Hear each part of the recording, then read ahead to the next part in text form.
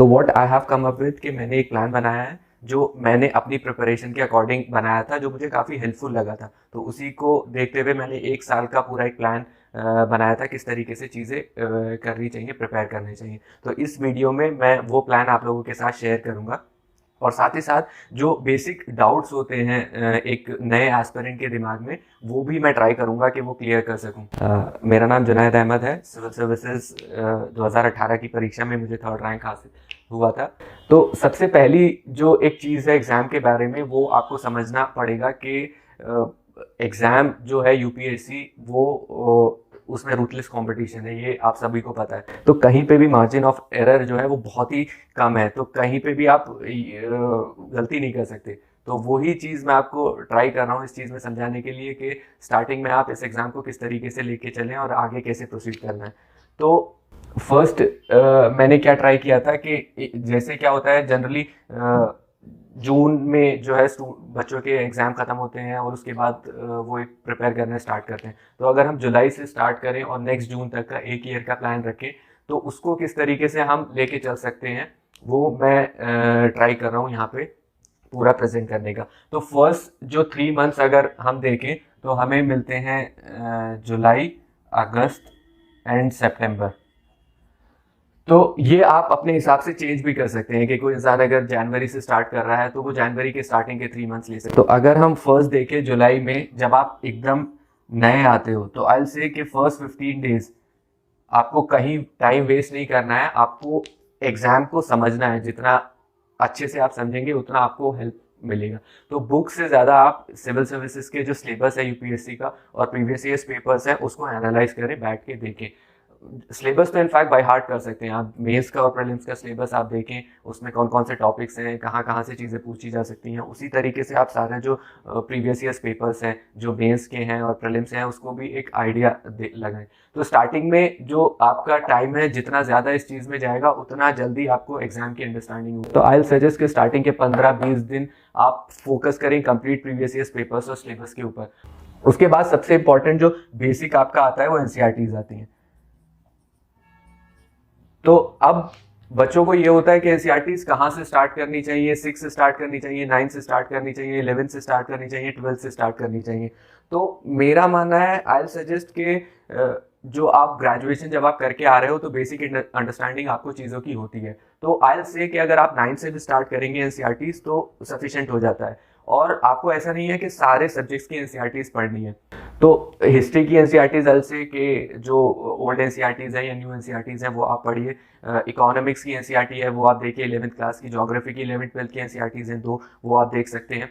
इसी तरीके से मेन में कॉन्स्टिट्यूशन जो पॉलिटी है, इंडियन कॉन्स्टिट्यूशन एट वर्क, वो 11th क्लास की एक बुक है, वो आप देख सकते हैं। तो जो ये जो बेसिक एनसीईआरटीज हैं वो आप पढ़िए, और वो भी डिपेंड करता है कि आपका लेवल कहाँ पे है। यहाँ पे एक बड़ा इशू आता है नोट्स मेकिंग का। बहुत लोग बच्चे कंफ्यूजन में रहते हैं कि सर नोट्स मेकिंग कब से स्टार्ट करनी चाहिए।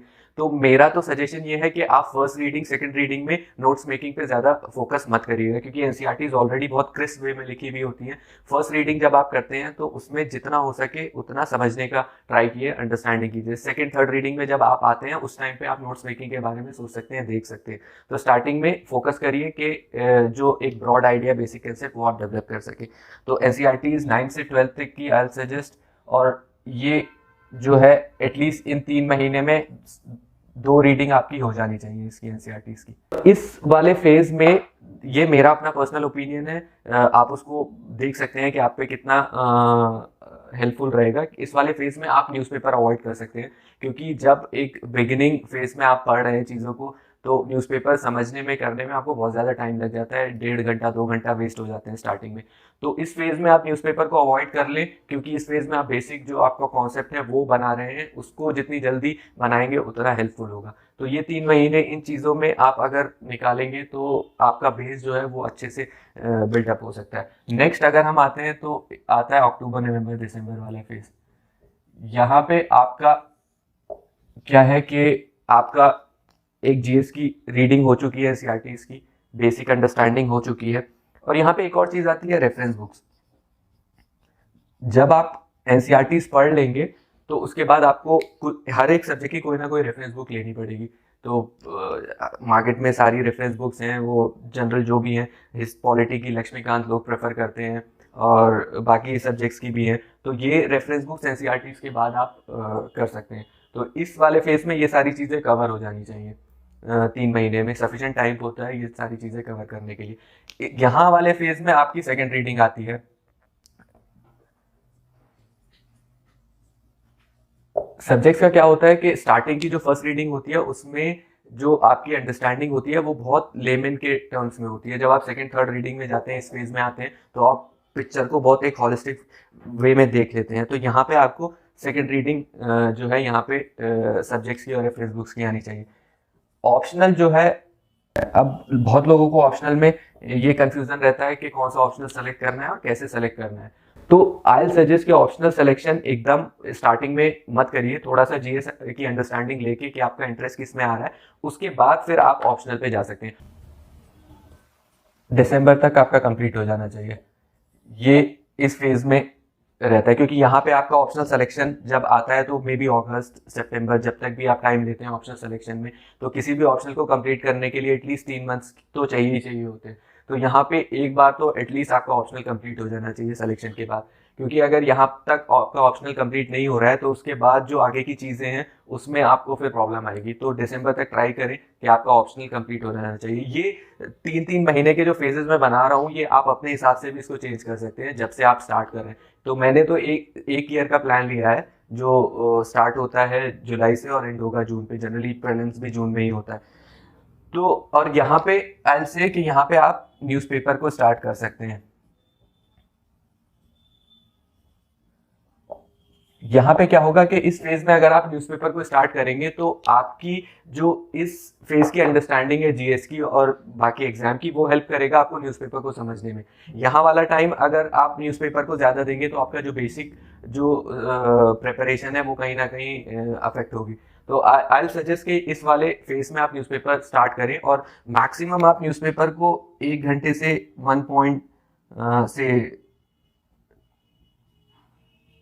1 या 1.5 घंटा मैक्सिमम, उससे ज़्यादा नहीं देना है न्यूज़पेपर को। तो यहाँ पे आप न्यूज़पेपर का स्टार्ट कर सकते हैं और यहीं पे आपको नोट्स मेकिंग पे भी अपना थोड़ा फोकस स्टार्ट करना पड़ेगा। क्योंकि जब आप न्यूज़पेपर पढ़ते हैं और आपकी थर्ड रीडिंग फोर्थ रीडिंग यहाँ पे आ जाती है इस वाले फेज में, उसके बाद आपकी जो नोट्स मेकिंग होती है वो इम्पॉर्टेंट हो जाती है। एनसीईआरटीज़ के तो आई सजेस्ट कि आप उतने ज़्यादा नोट्स पे फोकस नहीं करें जितना करंट के इश्यूज होते हैं।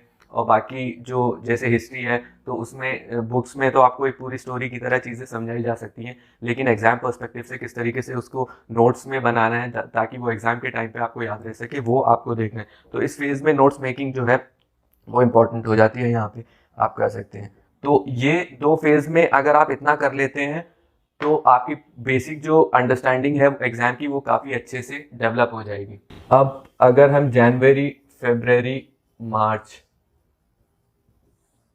ये थर्ड वाले फेज में आए, तो अभी यहाँ पे आप देखिए कि आपके ऑप्शनल की रीडिंग, आपके जीएस की रीडिंग, आपका न्यूज़पेपर, ये सारी चीज़ें कहीं ना कहीं आ गई हैं प्रिपरेशन में। तो यहाँ से आपको नेक्स्ट लेवल पे मूव करना है। तो यहाँ पे आई सजेस्ट कि एक और पार्ट होता है सिविल्स में एथिक्स का। होता क्या है, एथिक्स थोड़ा डिफरेंट है।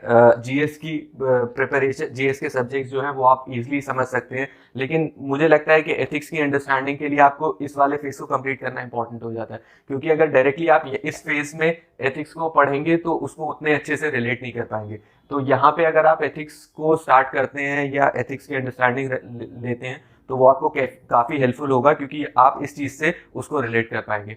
और एथिक्स के लिए लोग कंफ्यूज रहते हैं कि एथिक्स में क्या पढ़ना चाहिए क्या नहीं पढ़ना चाहिए।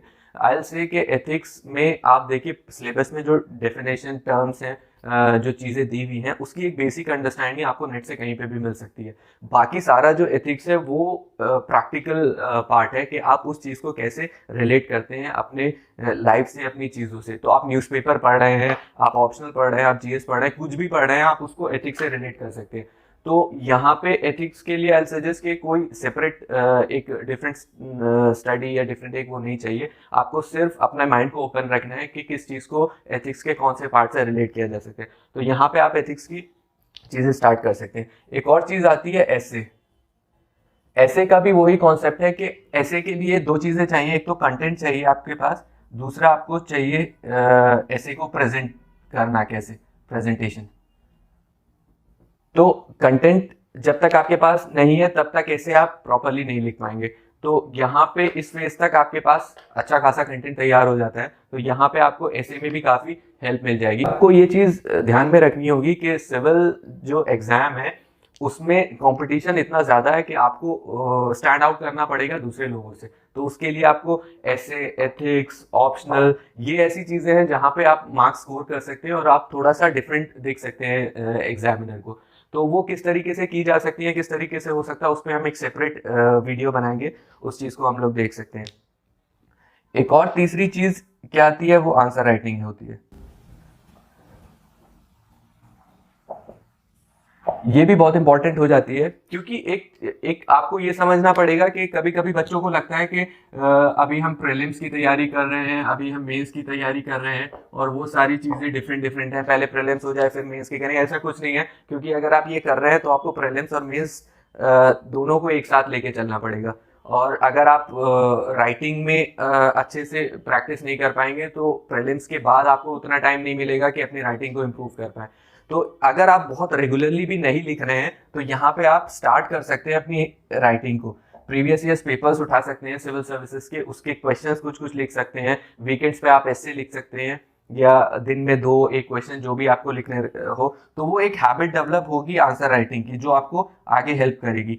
तो जब प्रीलिम्स के बाद आपको मेंस लिखना है तो उस टाइम पे आप रेगुलर राइटिंग कर सकते हो, लेकिन यहाँ पे अगर हैबिट डेवलप नहीं हुई तो वहाँ पे प्रॉब्लम होता है। तो ये चीज़ भी इस उसमें आप स्टार्ट कर सकते हैं। तो इस वाले फेज में एक और चीज जो इंपॉर्टेंट हो जाती है वो होता है करंट अफेयर्स। मैं करंट अफेयर्स को भी इस वाले फेज में इसलिए ला रहा हूं क्योंकि यहाँ पे अगर आप उस चीज को लेंगे करंट अफेयर्स को, क्योंकि इंपॉर्टेंस जो है करंट अफेयर्स का वो बहुत ज्यादा बढ़ गया है सिविल सर्विसेज में। प्रीलिम्स में आप देखें कि क्वेश्चंस जो हैं वो बहुत ज्यादा पूछे जाते हैं करंट अफेयर्स से, और तो आपको 1 साल के अराउंड तक कवर करना रहता है। बेसिक जो मैं आपको बता रहा हूँ वो वही है कि करंट अफेयर्स के लिए एक पर्टिकुलर मैगजीन आप ले सकते हैं, तो न्यूज़पेपर और एक मैगजीन सफिशिएंट हो जाती है करंट अफेयर्स के लिए। तो ये चीज़ इस फेज के लिए आ जाती है। और ये तीनों फेज में एक इम्पॉर्टेंट चीज़, मैं वही चीज़ डिस्कस करना चाह रहा था कि रिसोर्सेज जो है आप उसको जितना कंसाइज करेंगे उतना हेल्पफुल रहेगा। मार्केट में इधर उधर आपको बहुत सारे जो है कंटेंट मिलेगा, बहुत सारी बुकलेट्स मिलेंगी, वीडियोस मिलेंगी। आप जितना अपने आप को कंसाइज करेंगे उतना हेल्पफुल होगा। आप एक बुक पढ़ें, उसको बार बार रिवाइज करें, तभी वो रिटेन रह पाएगा। ऐसे ही करंट अफेयर्स का आपके पास मल्टीपल जो है वो बुकलेट्स होंगी, मल्टीपल मैगजीन्स होंगी, लेकिन अगर आप एक एक रीडिंग सबको देने लगे तो कुछ भी याद नहीं रहेगा। तो एक लीजिए, कोई सी भी मैगजीन लेनी है, इक्वली गुड है सारी मैगजीन्स, और उनको बार बार रिवाइज कीजिए। तो ये थर्ड फेज का मैंने बनाया था। ये सारी चीज़ें मेरे जो मैंने 4-5 साल प्रिपरेशन की है उसमें मैंने देखा कि कहाँ कहाँ पे इशू आते हैं और कहाँ कहाँ पे टाइम वेस्ट होता है, उसको मैंने कंसिडर करके कि जो नया बच्चा आ रहा है उसको प्रॉब्लम ना हो स्टार्टिंग में, उसके हिसाब से ये चीज़ बनाई है। बाकी आप इसको मॉडिफाई कर सकते हैं अपने हिसाब से देखने के लिए।